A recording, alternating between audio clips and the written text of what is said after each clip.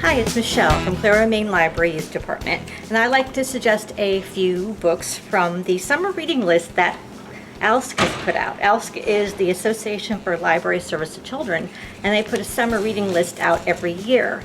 It's on their website. You just have to type in ALSC Summer Reading List 2020, or we've also printed some copies out at the main library that you can pick up.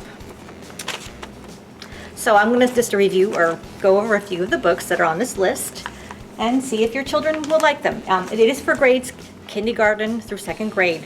They also have other grades as well. The first one I have here is a nonfiction story called Haywater by Antoinette Portis.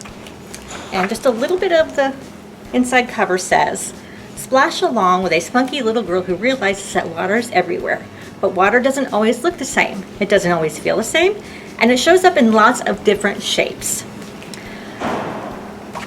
So on each page, the young girl playfully discovers the wonder of each form of water in nature, weather, and in herself. Each page states in bold letters one word where the water is located or what form it takes, like a hose, ocean, steam, ice cube.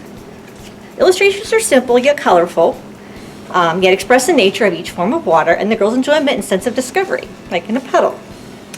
There is one informative phrase or sentence per page and is told in free verse poetry. It's a grateful celebration of water along with providing basic information that should spark your child's curiosity.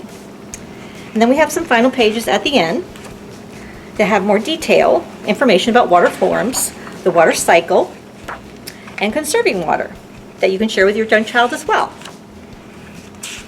So it's a good introduction to water, simple reading, and then you can read more with them at the end here if they're curious about water. The second book I'd like to introduce to you is Dreamers by Susie Morales. And just a little bit of the inside book says, what if you dreamed of a new life that came to you? What if that new life led you to a new country where no one spoke your language, where you felt alone and ignored? What if you had to make that new place your home? What if you found that home in a world of books? And what if it were all true? This picture book is an immigration story told in poetic form, inspired by the true life story of the author Susie Morales. Like the title implies, the illustrations of the story are very dreamlike. The colorful illustrations are bold and beautiful, and the characters are expressive as they fly and look up into the sky and open a book. They discover the library at the end. The author uses beautiful metaphors like crossed a bridge, outstretched like the universe, or similes like books became our language. There's also some English words that might be a little tough, like resplendent. You have to help them with the pronunciation or the definition, and some Spanish words like migrantes, which is immigrants. Now, at the end of the book is a more detailed description of the author's story that grown-ups can read to their young reader, along with a list of books that inspired the author. Maybe you could check those books out as well. Check and see if we have them at our library, and also how the author made the book. So, got some back stuff as well that you can share with them. And I hope that your young reader will enjoy this book, all the pictures and the poetry, and learn a little bit about the immigration experience and the magic of books and libraries. The final book I'd like to show you is Llama Destroys the World by Jonathan Stutzman. And it's kind of a silly, goofy book that this would young children could laugh at. So, just a little bit of the inside cover.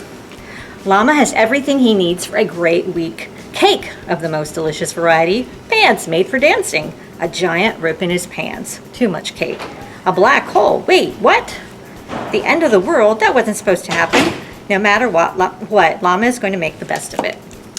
So, and also the first sentence of the book warns the reader that on Friday, Llama will destroy the world.